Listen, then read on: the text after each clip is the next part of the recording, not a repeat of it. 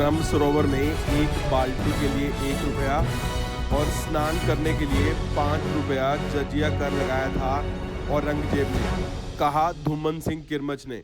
हरियाणा सरस्वती धरोहर विकास बोर्ड के उपाध्यक्ष एवं भाजपा के वरिष्ठ नेता धूमन सिंह किरमच ने कहा कि औरंगजेब सबसे क्रूर शासक था। इस शासक ने हिंदुओं पर अत्याचार करने में कोई कसर नहीं छोड़ी थी।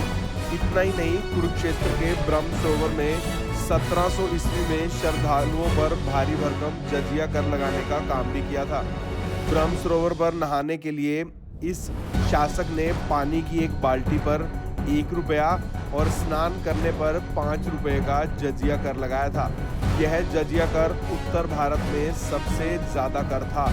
भाजपा के वरिष्ठ नेता धूमन सिंह किरमच शुक्रवार को सेक्टर 7 आवास पर समाजवादी पार्टी के सांसद अबू आजमी के बयान की निंदा कर रहे थे। उन्होंने पत्रकारों से बातचीत करते हुए कहा कि देश में महाकुंभ के बाद एक अच्छा, सुंदर और सनातन का एक वातावरण बना था। जब जब भी देश में अच्छा वातावरण बनता है तब तब इंडिया जैसे गठबंधन और विपक्षी पार्टियां देश का माहौल खराब करने का प्रयास करते हैं। इस कड़ी में ही इंडिया गठबंधन से जुड़ी समाजवादी पार्टी के सांसद अबू आजमी ने औरंगजेब को एक अच्छा शासक कहा है। इस बयान की पूरे देश में आम व्यक्ति भी कड़ी निंदा कर रहा है।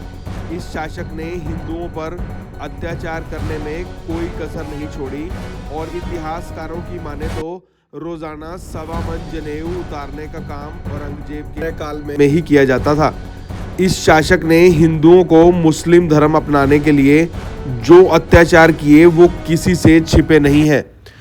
कुरुक्षेत्र से ब्यूरो चीफ कुलभूषण शर्मा व संवाददाता दलबीर मलिक की रिपोर्ट। तो इसलिए यहाँ पर ज्यादा कर लगाया। लोगों ने पिंडदान करने के लिए आना ही होता था, उसमें सभी वर्ग के लोग आते थे।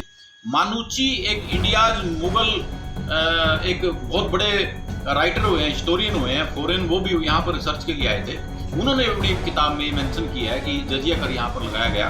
और ह्यून सांग जो चाइनीज हर्षवर्धन जी के काल में यहाँ पर आए थे, उन्होंने भी ये मेंशन किया। यानी कि आप जितने भी ऐसे हिस्टोरियन हुए हैं, अलेक्जेंडर कनिंघम जो सबसे पहले आर्कियोलॉजिस्ट, सबसे पहले director general of archaeology of India के रहे हैं 1898-97 के करीब, उन्होंने अपनी उसमें बुक में भी मेंशन किया कि ऐसे टैक्सेस यहाँ पर लगते रहे हैं। एक सतीश चंद्रा जी वो हिस्टोरियन है, मेडिवल इंडिया इनकी एक बुक है, इसमें भी उन्होंने पूरा वर्णन इसमें दिया गया है। मैं इसमें अगर थोड़ा पढ़ के सुनाऊं, another step taken in this time would have gladdened the hearts of the Orthodox ulama was the revival of the pilgrim tax on Hindus at Mathura and Kurukshetra।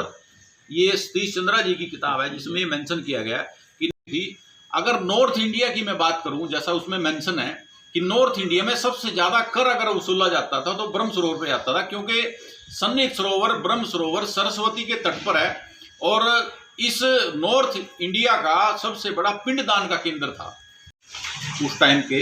और ये ब्रह्म सरोवर के बारे में बकायदा लिखा गया है, एएसआई की इस बुक में ब्रह्म सरोवर के बारे में सारा लिखा गया है कि ब्रह्म सरोवर जो है वो 1320 मीटर लंबा था और 640 मीटर इसकी चौड़ाई थी।